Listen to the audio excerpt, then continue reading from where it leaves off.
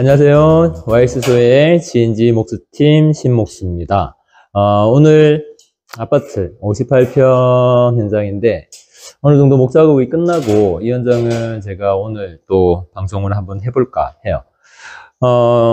일단 도움되는 부분들에 대해서 한번 얘기를 한번 해볼 텐데 처음으로 우리가 인덱스 도어라는 문을 한번 목 작업을 통해서 만들어 봤어요.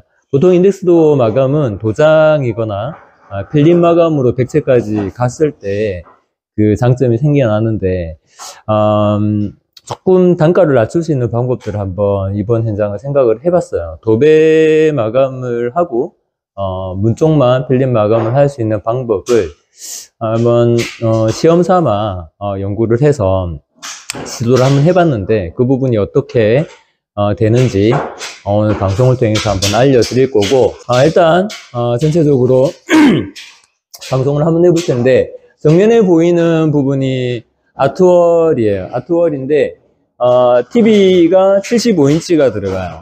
요거를 잡을 때 가장 중요한 게 정확한 싱에 타공을 할 때 TV 사이즈대로 타공을 해버리면 TV 넣기가 힘들어요. 그래서 여유 단차를 위아래 저는 3cm씩 주거든요. 아래 3cm, 위에 3cm, 옆에 3cm, 총 6전의 여유를 주고 여기 TV 타공을 해요. 물론 뭐 이전을 줘도 괜찮지만 TV를 장착을 할 때 손이 들어갈 수 있는 공간이 있는 게 좋아요. 몇 번 작업을 해보니 좁으면 좁을수록 TV를 맞춰먹기가 굉장히 힘들더라. 그런 얘기가 너무 많이 나와서 일단 저희 팀이 작업할 때는 아트월을 작업할 때는 양쪽으로 여유치를 따졌을 때 3전 3전씩 총 6전의 여유치를 주고 보통 TV가 매립할 수 있는 공간을 줘요. 그리고 이 뒷공간은 브라켓이 보통 그 닫히는 두께가 브라켓마다 좀 틀리긴 하지만 100이 채 되지 않아요. 100이 채 되지 않고 TV 두께가 거의 한 80, 90 정도 되거든요. 근데 100으로 차요 보통. 그래서 요거를 빼낼 때 저는 한 180 정도 주거든요. 180 정도 이렇게 깊이를 주면 안쪽에 뭐 장착할 수 있는 TV에 달려있는 수신기라든가 이런 것들이 TV 뒤쪽으로 너무 얇아버리면 TV 매립이 안 되니까 이런 부분도 브라켓 치수나 TV 두께 제품에 따라서 계산을 해서 이 폭을 만들어야 된다는 거 잊지 마시고, 그리고 하부 쪽에 포인트를 하나 줘놨는데 조명도 들어갈 수 있게끔 만들어 놓은 거예요. 이쪽 안쪽에 만들어 놨는데 요거를 왜 만들었냐 하면 물론 이제 장식적인 역할도 있어요. 장식적인 역할도 있는데 요 부분이 나중에 우리가 그 사운드바를 넣는 경우가 있거든요. 그래서 위쪽에서 타공을 했을 때 뒤쪽도 타공을 할 수 있게끔 만들어 놓은 거예요. 사운드바를 그냥 장착을 하고 뒤쪽으로 선이 들어갈 수 있게끔 그거를 생각을 하고 만들어 놓으면 사운드바를 안 넣더라도 장식 공간이 되니까 굉장히 예쁘지 않을까. 그리고 상부 쪽 비워놨죠? 이 부분도 조명이 들어갈 수 있는 부분을 그냥 디자인해서 만들어 놓은 거고요.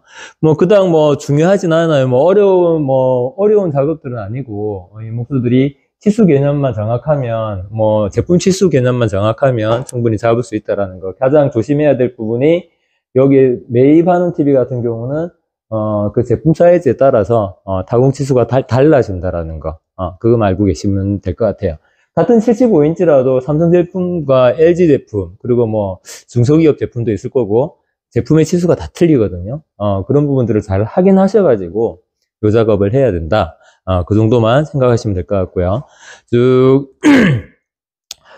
와서 그리고 보통 굉장히 기본적인 작업인데 요즘은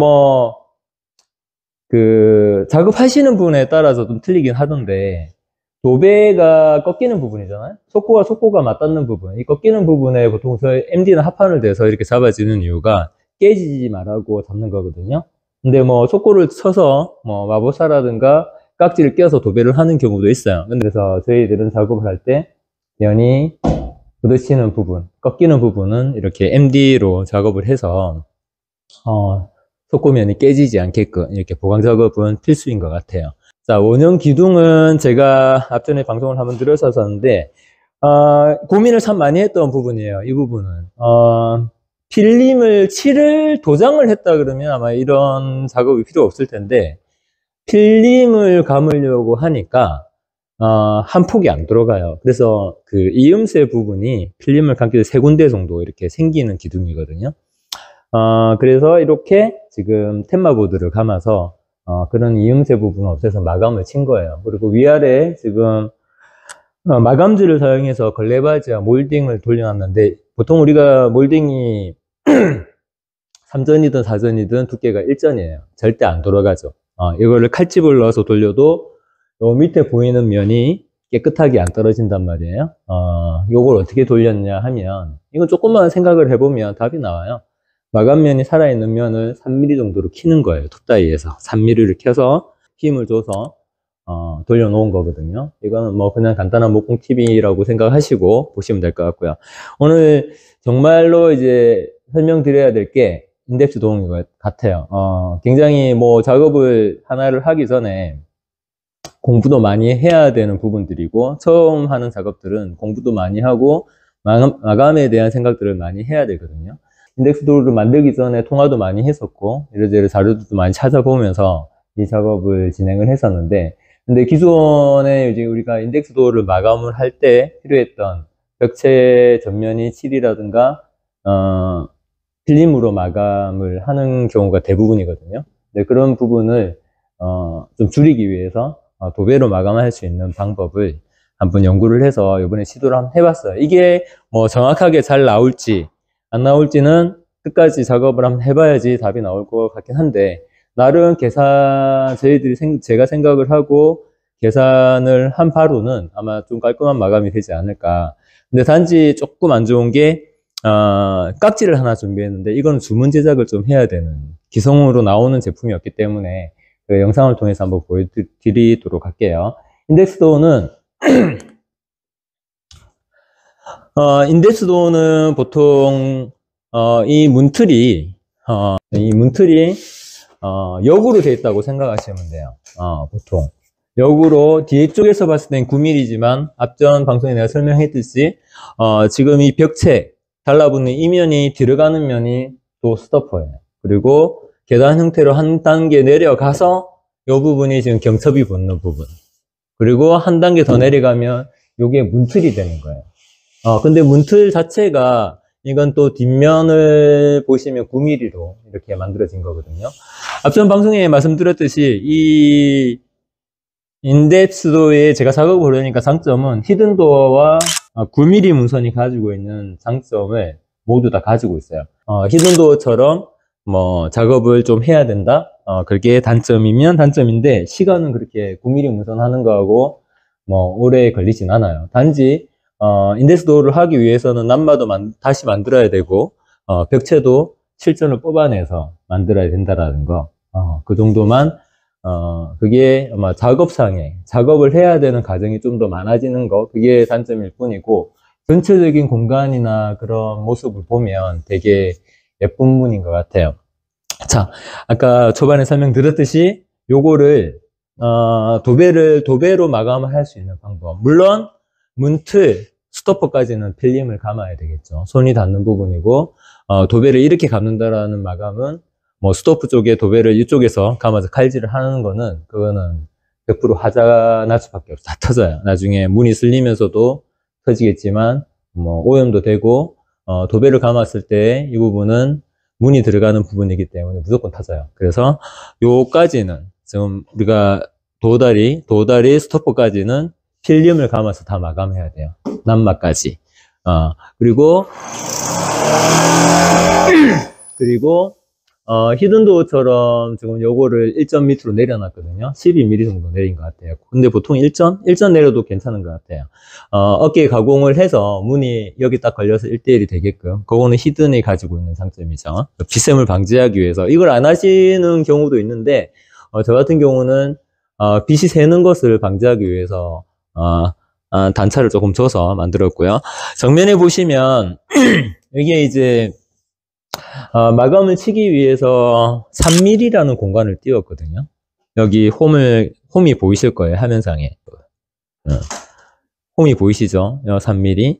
필름을 감으면서 헤라로 집어넣어서 마감을 하고요. 도배, 이쪽은 도배예요. 객체에 도배가 와서 여기서 헤라를 집어넣어서 마감을 할 거예요.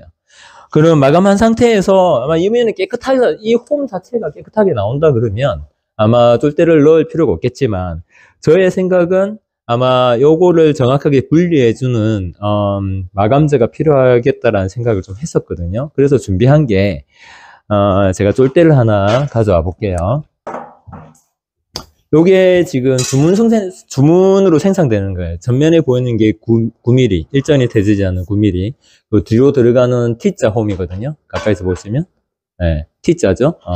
요 홈이 한 8mm 정도 돼요. 그래서 요거를 마감이 치고 나면,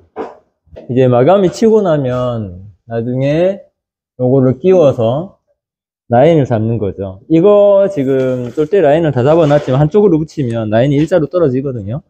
이렇게 지금 양쪽의 문에 블랙에 포인트가 들어가게끔 작업을 한 거예요. 그럼 도배는 여기서 끝나는 거고, 필름은 여기서 끝나는데, 여기서 보이는 거친 마감 부분을, 요 쫄대 커버를 위해서 막아주는 거죠.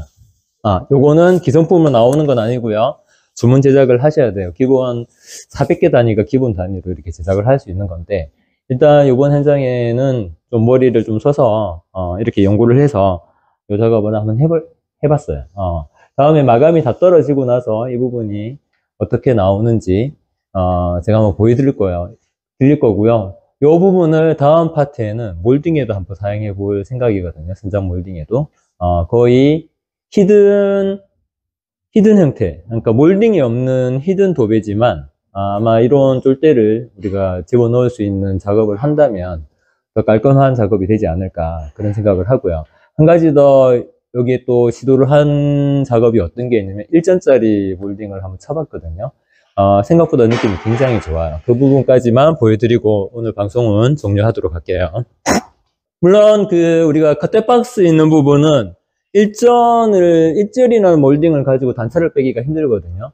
컷대박스 쪽은 이렇게 3전짜리 몰딩을 해서 뒤에서 도배가 감길 수 있게끔 단차를 줘놨고요. 현장을 보시면 지금 기성에 나오는 1전짜리 몰딩이 없어요. 그래서 3전짜리 몰딩을 양쪽으로 캐서 지금 1전으로 만들어서 지금 몰딩을 쳐놨거든요. 제 손을 보시면 굉장히 몰딩이 제 손가락에 다 가려지는 게 보일 거예요.